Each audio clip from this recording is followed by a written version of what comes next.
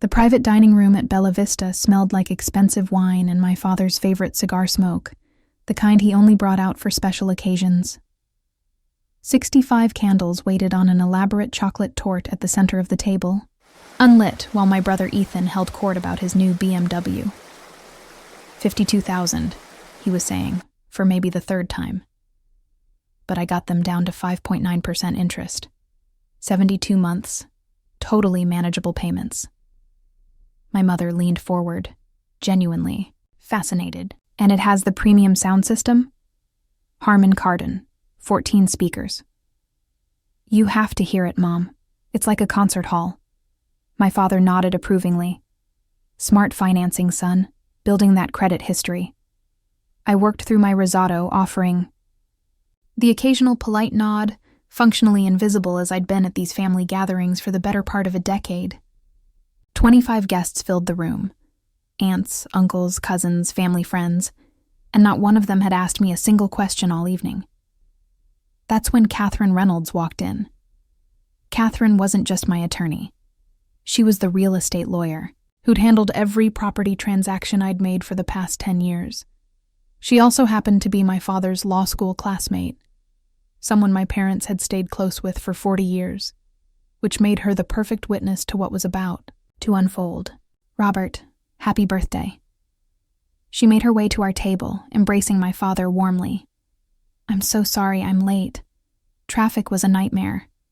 She greeted my mother, then turned to me with that professional smile I knew so well. Lauren, I'm glad I caught you. I wanted to confirm. The title for the Woodland Terrace property transferred completely into your name last week. The county recorder's office processed everything perfectly. You now have full, unencumbered ownership of the $970,000 estate. The dining room went silent. Not gradually. Instantly. Like someone had flipped a switch on all sound. Ethan's wine glass stopped halfway to his lips. My mother's fork clattered against her plate. My father's face drained of color so completely I almost stood up to check his pulse. What property? He whispered. I took a slow sip of my wine, letting the moment stretch and settle. 10 years. 10 years of being dismissed, overlooked, treated like the family underachiever, while Ethan's every minor purchase became a milestone worth celebrating. And now, finally, the truth was walking through the door, uninvited. The estate on Woodland Terrace, Catherine said pleasantly, pulling out her phone to check something. The property Lauren purchased a decade ago. The title was in a trust structure initially, but we've transferred it to direct ownership now. Clean title, no liens, fully paid off. Ethan found his voice first. Confusion and defensiveness tangled together. Lauren doesn't own property. She rents that condo near the hospital. I rented that condo, I corrected calmly, for 18 months during my surgical residency. Then I bought the house on Woodland Terrace. That was 10 years ago. My father's birthday cake sat forgotten. 65 candles waiting in the dim light. What are you talking about? His voice came out strangled. I'm talking about the 6-bedroom estate I purchased for $970,000 in September 2014, I said evenly. The one I've owned and lived in for the past 10 years. The number seemed to reverberate in the small space. My mother's hand flew to her chest. My father looked like someone had struck him. Ethan's carefully cultivated confidence evaporated. That's impossible, my mother breathed. Where would you get money for $1 million property? From working, I said simply. I'm a cardiothoracic surgeon at Metropolitan Medical Center. I've been on staff for 8 years. I make $485,000 a year before bonuses and consulting fees. Catherine nodded. Lauren's being modest. With her surgical bonuses, consulting work, and speaking fees, her annual income is closer to $620,000. She's one of the most sought-after cardiac surgeons in the state. 600,000, my father said slowly, like he was trying to understand a foreign language. A year. Last year specifically, I confirmed. It varies depending on surgical volume and consulting projects. but that's the range. The silence that followed was profound. My mother looked like she might faint. My father stared at me like I was a stranger who'd somehow replaced his daughter. Ethan looked somewhere between shocked and humiliated. "You never told us you bought a house," my mother finally said, her voice trembling. "I did tell you," I replied. "Multiple times. You didn't listen." Catherine's expression shifted from professional to concerned. "Wait, you didn't know about Lauren's property? I assumed you'd visited. The housewarming party was lovely." "What housewarming party?" my father demanded. "October 2014, Catherine said. "Beautiful event. Lauren had about 60 guests. Colleagues, friends, other surgeons. I assumed family would be there." "We were never invited," my mother said sharply. "I sent invitations," I corrected quietly. "Engraved cards in the mail. You never responded. I assumed you weren't interested." My father's hands gripped the edge of the table so hard his knuckles went white. "You're saying you've owned $1 million property for 10 years and we didn't?" "No?" "You didn't know because you didn't pay attention," I said. "There's a difference." Catherine checked her phone again. "Lauren, while I have you decided about the Medical Plaza investment? The property on Riverside Boulevard? Your partners are eager to move forward." "Medical Plaza?" Ethan's voice came out strangled. "Lauren and 4 other surgeons are purchasing a medical office building," Catherine explained. 3 floors, 22. Exam rooms, state-of-the-art surgical suites. Lauren's share of the investment is $340,000. "You have $340,000 to invest?" my mother whispered. "I paid off my primary residence 7 years ago," I said. "I've been building capital since then. A medical plaza is a solid investment. We'll rent space to other physicians and generate steady income." My father's voice came out rough. "You paid off a $970,000 mortgage?" "In 3 years," I confirmed. "I made aggressive payments, directed, every surgical bonus and consulting fee toward the principal. Finished 27 years ahead of schedule." Catherine smiled. "Lauren's financial discipline is exceptional. That kind of commitment is rare, even among high earners." Ethan's voice turned bitter. "So you've just been what? Secretly rich this whole time?" "I'm not rich," I said. "I'm financially stable. There's a difference. And I wasn't keeping secrets. I was living my life. You all just assumed that because I wasn't broadcasting my achievements, I didn't have any." "What achievements?" my mother asked faintly. I considered the question, considered all the milestones I'd tried to share that had been dismissed or ignored, considered whether I even wanted to tell them anymore. "I'm the chief of cardiothoracic. Surgery at Metropolitan," I said finally. "I was promoted 3 years ago. I'm the youngest department chief in the hospital's history. I perform approximately 200 surgeries a year with a 98.7% success rate. I've published 43 papers in peer-reviewed journals. I teach surgical residents and medical students. I serve on 3 national surgical boards." Each fact landed like a stone dropped into still water. My parents sat frozen. Ethan looked like he wanted to disappear under the table. Catherine continued, as if reading from a resume. "Lauren was also nominated for the American College of Surgeons Distinguished Service Award last year, and her research on minimally invasive valve replacement was featured in the New England Journal of Medicine." "The New England Journal," my father said, his voice cracking. He was a physician himself, a family practitioner who'd always dreamed of publishing in major journals but never had. 2 papers, I confirmed. One in 2019, another in 2022, both on surgical techniques I pioneered. Dr. Sandra Mitchell, one of my mother's colleagues, approached our table with a warm smile. "Lauren, I didn't know you'd be here. I wanted to thank you again for that consult last month. Your assessment saved my patient's life." "I'm glad I could help, Sandra," I said. "You're too modest." She turned to my parents. "Your daughter's diagnostic skills are legendary. Half the physicians in this city call her for complex cardiac cases. She beamed. You must be so proud. Lauren's reputation is sterling. The irony of the statement seemed to hang in the air. My parents looked stricken. Ethan stared at his plate. Very proud, my mother managed, her voice cracking. Sandra squeezed my shoulder and moved on, leaving a silence so thick you could cut it with a scalpel. I don't understand, my father finally said. How did we not know about any of this? Because you never asked, I said simply. Because every conversation about my life got redirected to Ethan. Because you assumed that since I wasn't constantly seeking validation, I must not have anything worth validating. Catherine shifted uncomfortably. Perhaps I should give you all some privacy.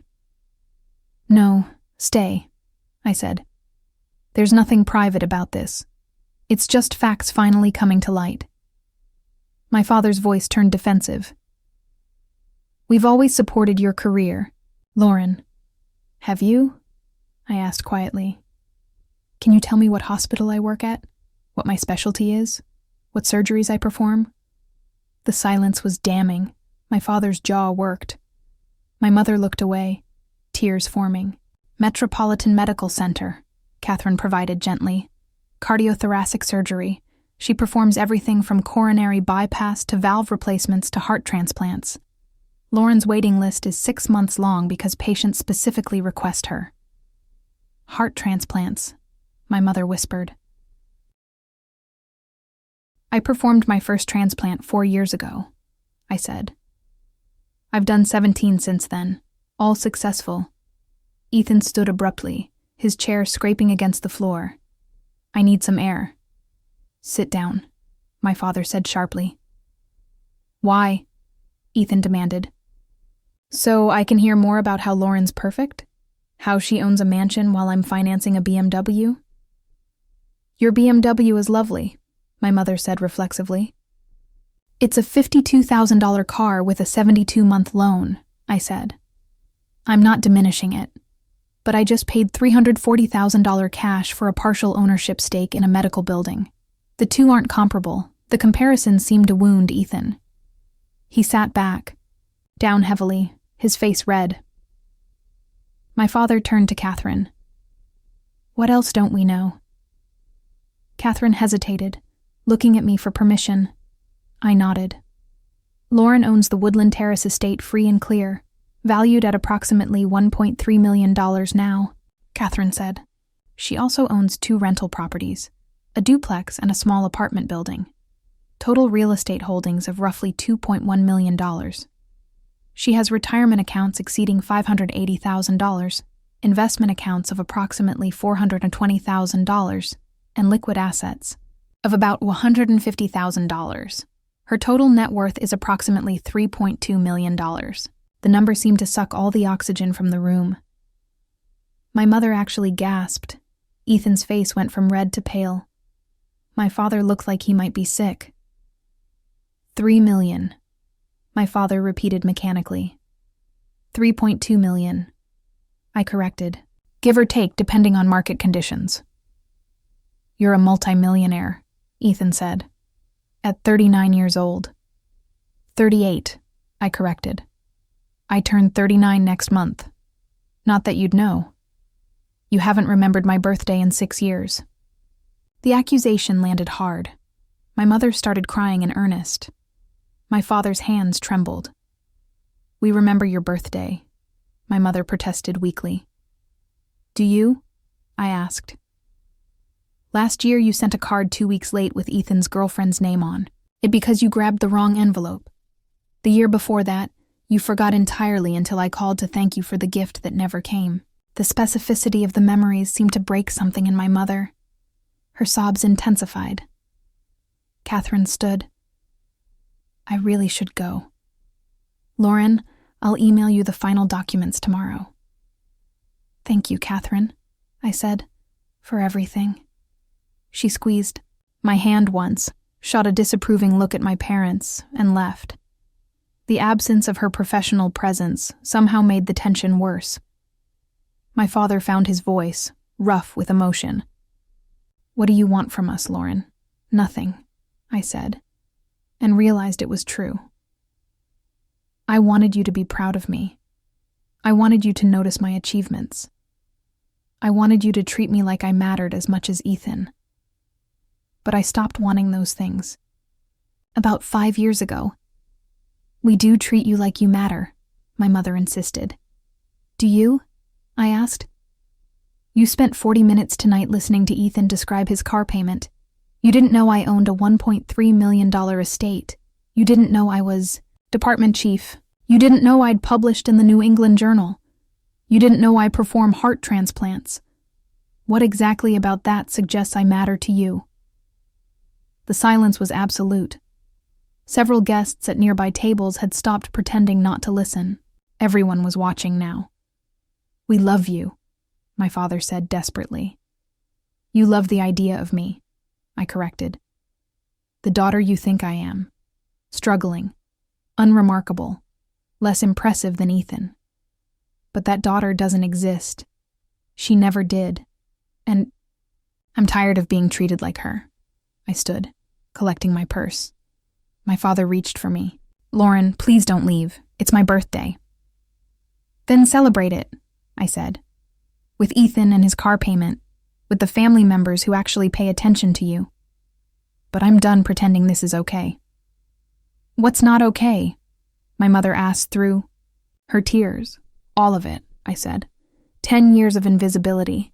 10 years of achievements you ignored. 10 years of building a life you knew nothing about because you were too focused on Ethan to notice I existed."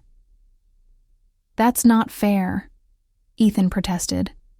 "What's not fair," I said, "is having parents who celebrated your car lease like a lottery win but didn't know their other child was saving lives in an operating room. What's not fair is being a department chief at a major hospital and having your family think you're a failure." "We never thought you were a failure," my father said. "You just thought I was less successful than Ethan," I replied. "Less worthy of attention, less important, and you were catastrophically wrong." I walked toward the exit. Behind me, I heard my mother call my name, but I didn't turn around. Outside, the evening air was cool and clear. My car, a Mercedes S-Class I'd bought 3 years ago, paid in cash, sat in the restaurant's valet area. The valet brought it around, and I tipped him well before sliding into the driver's seat. The drive to Woodland Terrace took 18 minutes. Pulled through the iron gates of my property, past the landscaped gardens, and parked in the 3-car garage. Inside, my house welcomed me with soaring ceilings and the warm glow of recessed lighting. 6 bedrooms, 5 bathrooms, a home office where I reviewed surgical cases and wrote research papers, a library filled with medical journals, a wine cellar I'd spent 5 years curating, a master suite with a spa bathroom where I decompressed after 12-hour surgeries. Every room represented a choice I'd made, a dream I'd realized, a life I'd built, not for my parents' approval, not for recognition, but because this was what I wanted. My phone started ringing. My mother. I let it go to voicemail. Then, my father called. Voicemail again. A text from Ethan. "You really had to ruin Dad's birthday?" I set the phone down and walked through my house, room by room. The formal dining room where I'd hosted dinner parties my parents had never attended. The home theater where I'd screened documentaries with colleagues.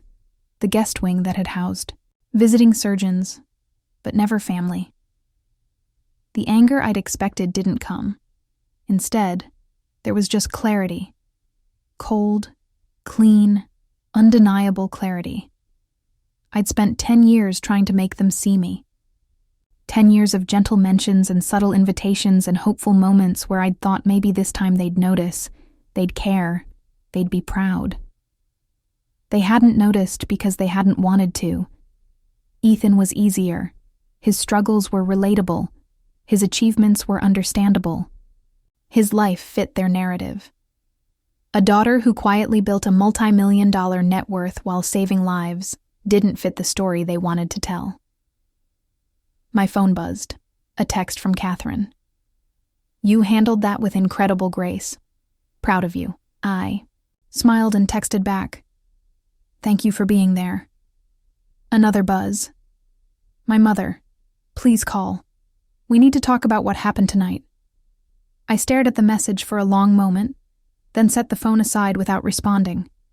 Tomorrow there would be more calls, more texts, more demands for explanations and reconciliation, more attempts to rewrite 10 years of neglect into something that didn't indict their parenting. But tonight, I stood in my paid-off estate, in my 6-bedroom sanctuary, and let myself feel the full weight of what I'd accomplished. I'd built a career saving lives. I'd achieved financial independence. I'd become department chief. I'd published groundbreaking research. I'd pioneered surgical techniques. I'd earned the respect of my peers and the gratitude of my patients. And I'd done it all without my parents' knowledge or support, which meant I didn't need those things to succeed. I never had. Tomorrow, I'd return to the operating room. I'd perform surgeries. I'd save lives. I'd continue building the extraordinary career and life I'd created. But tonight, I simply stood in my beautiful home and let myself feel proud. Not because my parents finally knew, but because I finally understood. I didn't need them to. If you're listening to this and you've ever felt invisible in your own family, overlooked in rooms full of people who should know you best, I want you to hear something important. Your achievements don't become real only when someone else acknowledges them. Your worth isn't measured by who notices you. You don't need to be the loudest person in the room to be the most accomplished. Sometimes the quietest victories are the most profound. Sometimes the people who should see you clearly are too blinded by their own assumptions to recognize who you've become. And sometimes, most times, that says everything about them and nothing about you. You're not building your life for an audience. You're building it for yourself. And that, more than anything else, is enough.